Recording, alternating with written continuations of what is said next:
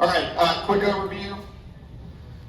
The mission of the Decatur Safe Streets, Decatur Safety Action Plan, I'm going to use them interchangeably, is first and foremost to save lives in the city of Decatur. There have been 4 fatalities in the past 5 years and 43 serious life-debilitating injuries, and we would like for that number to be 0 for the next 5 years. That's our objective. Decatur's an interesting project to do this. A lot of cities nationally cast this goal of 0 fatal or serious injuries as Vision 0. We're not using that brand right now, but that's the objective. And typically internationally, the Vision 0 goal is for 5 years without a fatal or serious injury. The interesting part about doing this work in Decatur is we've already been there for 2 years. In 2018 and 2019, we had a few serious injuries but no fatalities. So the trend is going the wrong direction, and we want to try to figure out how we get back to that. Our second goal is to support the adopted city policies. So the Decatur Strategic Plan, Decatur is one of the few cities that writes a strategic plan and then sticks very carefully to it. So we want to contribute towards the bigger goals the city of Decatur has. Traffic safety should not have to be a goal. It should be assumed so that we can go about our business and do the other things that we want to do. Walk to the square, walk to Oakhurst, shop in the city, achieve equity and climate sustainability goals. Whatever our bigger passions are, traffic safety supports all of those. And so we want to solve the traffic safety problem so that we can move on to the more important and bigger issues that govern the city of Decatur. And then finally, we have a very practical mission of writing a document that we're going to resubmit to the federal government. This is funded through a federal grant from the Federal Highway Administration. We have to write the grant, we have to write the report, give them back to them, and then Decatur will be pre-qualified for future safety funding. So just publishing the report is our final goal. The least important, but it's one that qualifies the city for more money.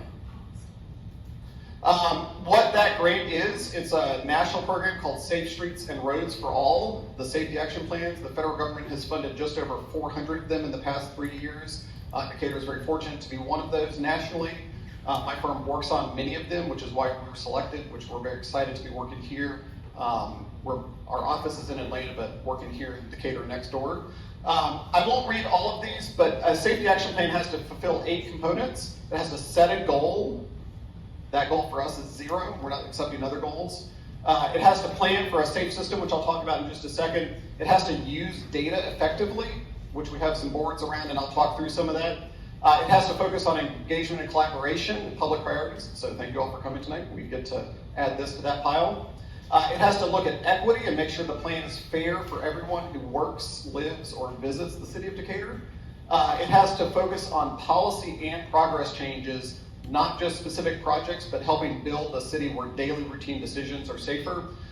It does have to fund projects, so identify specific projects. So if you see one of our maps around, make sure to draw on those. And then it has to track progress and transparency. And another great thing about working in Decatur is they already have the dashboard, so all we have to do is plug our numbers into it. And we know that the Decatur residents expect transparency from civic governance. So easy one, but a high bar we have to meet. The safe system approach, you'll hear me, we have a lot of acronyms. SSA, safe system approach is simply that the entire system should be safe. And the way that we do that is by looking at the entire network. When we look at the data, I'm less concerned about a specific point than I am where that point fits into the network. You'll hear me talk about this several times. We anticipate human mistakes. We accept that some people are going to make bad decisions, or through whatever circumstance, something happens. But when someone has a crash in a motor vehicle, or when someone is struck by a motor vehicle, that should never be fatal or serious for anybody involved in that. And very typically that means moderate speeds for the road that they're on, and then lots of redundancy in the system. We'll talk about some of that in just a minute. And then finally, the safe system approach accepts that everyone shares responsibility. So people who are walking, who are biking, who are driving, the road users have a responsibility to act safe. The road designers, the engineers in the room, and I see a couple of y'all in the back, have a responsibility to design a system that is safe when they're designing a road system. And then we want to support post-crash care, and we're thankful here in Decatur that we have access to so many good hospital systems, but we want emergency response time to be quick and effective. So we have a lot of people to cover, and if you came tonight, no matter where you came from, you have a responsibility, and we want to hear from you and how we can help build on that. I won't read through all this, but the actual plan itself, we're doing 4 pieces. We're doing the crash analysis, which is where we're at in our data. In the back, we have some numbers. They're drawn from police reports, which are an imperfect source. There's a lot of subjectivity that's involved in that. So what we do is we take all the crash reports, we look at the trends and the averages and the road conditions and characteristics, and we start to sum that up and to say, what does a dangerous or risky road in the city look like, and how can we address that risk? And we do that through what we call a systematic risk analysis. It gets technical from there, but the main question there is what kinds of things are causing roads to be dangerous, and how can we address them at their root source?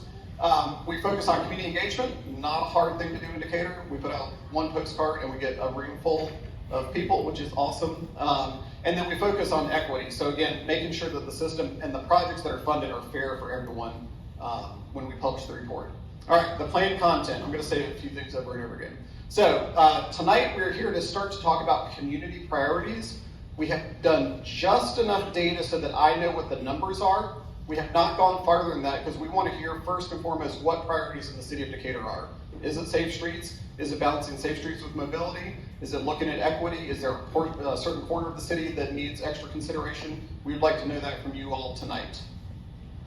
And we also have a survey. Did anybody get the QR code? I don't have the card in front of me. But if you don't get a chance to weigh in tonight, please visit the QR code in the digital survey. You can put very, very specific comments. And I know that many of y'all have already had because I get those updates via email. Second, I mentioned we're going to look at planning and policy. So building stuff is very important, but more important than that is making sure that the city's adopted policies are consistently safe so that when city council and council commissions and staff all have clear direction and they know that when it comes time to make a decision, they're going to make one that aims towards safer streets, whether that be through speed reduction, traffic calming, safer intersection, more complicated solutions that need to have, but the daily routine decisions of the city are going to be safer. So I love this. I have a master's degree in this stuff, and I get to read all the city policies, plans, and documents. And I think it's exciting. It's very exciting to see how cities' decisions are made.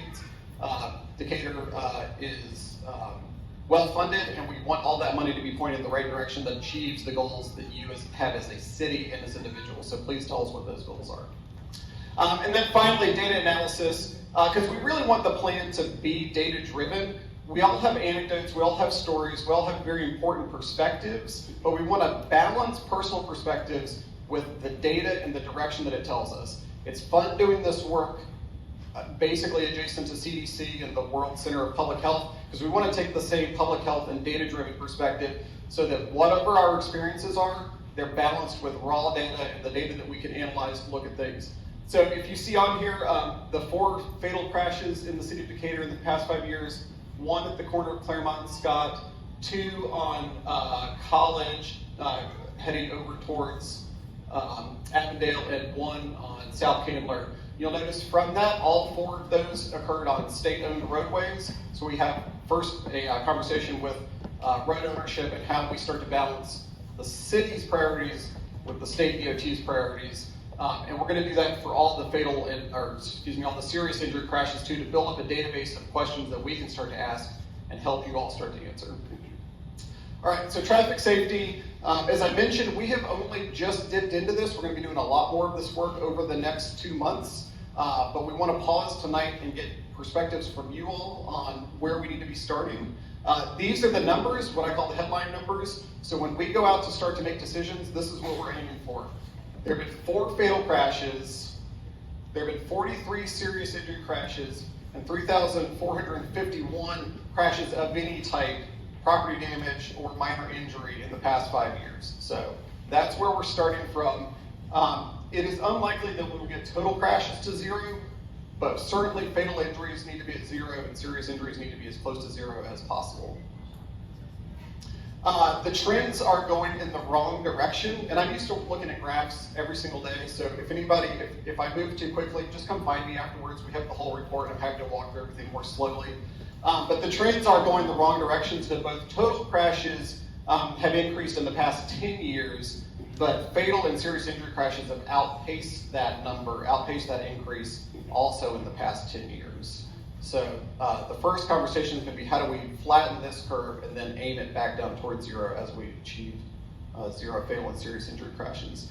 The good news is that the city of Decatur is safer than the metropolitan region on average. We have lower per capita crashes and lower per capita fatal and serious injury crashes than Metro Atlanta as a whole. It's not surprising when we go out and deal with very high-speed highways, interstates, and suburban areas with a lot more driving trips. It's not more surprising that we see more crashes that are involve higher speed. So the good thing about Decatur streets being kind of slow. Severity by modes, we see for all types of crashes that involve only a car or only 2 cars, that's just over 3,000 crashes. Bicycle involved crashes, 38. Pedestrian involved crashes of any injury type, 55. And motorcycle involved, 22. So those are interesting numbers. What's more important to me is the percentage of all those crashes that result in a fatal or serious injury crash. So for the 3,336 car crashes we see, less than 1% of them result in a fatal or serious injury crash, versus pedestrians, where 26% of all crashes result in a fatal or serious injury crash. So of the 55 moderately severe pedestrian crashes, 26% of them resulted in a fatal or serious injury. So the conclusion from that is cars are very safe, and if you're outside of a car, you are more vulnerable. So we call bicycles, pedestrians, and motorcycles vulnerable road users, and we talk about them in a way that they don't have an automatic crash barrier around them. So we need to think about their safety on their behalf, and we do that through protected bike lanes, better intersections with better crossing treatments. Motorcycles are a little tougher, but build a system which is safe for everyone regardless of how they travel around. And the graphs show the same numbers. Crash types. This gets a little complicated, and as I mentioned, police reports are imperfect ways to gather this data, which is why we look at trends and averages over time. But the important thing is that for all crashes, angle crashes, so 2 cars striking each other at a nearly perpendicular angle, i.e. an intersection, is the most common kind of crash. Decatur has a lot of intersections. Intersection crashes are the most common. But percentage resulting in a fatal or serious injury involves not a collision with a motor vehicle. So a motor vehicle striking something else, whether that be a person walking, a person biking, a guardrail, a light pole, etc. Police reports are biased towards vehicle crashes, so they think about things in terms of how the crash affects the motor vehicle, typically. And we see that with crash types, that there are a lot of intersection crashes, but crashes involving something other than a car is more likely to be severe. Functional classification, this is where we get real technical, real nerdy on stuff. We grade roads by their size and volume. So big roads, Scott Boulevard, I'll just name a few. Scott Boulevard is what we call a major arterial. Your neighborhood street is a local street, and we have 2 grades in between that. So most crashes occur on major or minor arterials. It's not surprising. More cars, higher speeds, more crashes. Those are often more likely to be severe as well. Very much of that comes down to speed. We see that on Scott Boulevard, we see it on South Candler, we see it on College. The moment you can pick up and head towards Avondale, the road widens out, people pick up, we see more crashes occur. Okay, roadway ownership, I already hinted at this. This is a big one, that crashes are not quite half and half between city streets and state roads. Decatur has 3 state routes, 155, which is South Candler and Claremont, kind of cutting roughly north and south. College, which is State Route 10, and Scott Boulevard, which is State Route 8. So half the crashes are roughly-ish between city and state-owned roads, but 60% of the fatal and serious injury crashes occur on state roads, and all the fatalities in the past 5 years have occurred on state roads. So the contributing factors, state roads are often more likely to be major arterials. The reason the state owns and maintains them is because they have a regional and state mobility objective. They own bigger and faster roads. So when speed contributes, crashes both become more common and more severe. And then land use. And so we looked at the zoning category for the neighborhoods in downtown area and looked at the same question: where do crashes likely to occur, and where are they likely to be severe? So commercial and high density residential, basically the square in downtown, saw both more crashes But low-density residential, single-family home neighborhoods saw a little bit less, but slightly more severe crashes. And we're still digging our head into that. And if you'd like to visit me at the map back there, I'd love to hear some theories on why that is. One element of that is that Scott Boulevard, South Candler, and portions of College are zoned single-family residential adjacent to high-speed busy streets. So you get a dichotomy of neighborhood area, but with a high-speed street cutting through it. So it's not unsurprising that the square in downtown sees more crashes because there are more cars and more volume, more traffic in that area.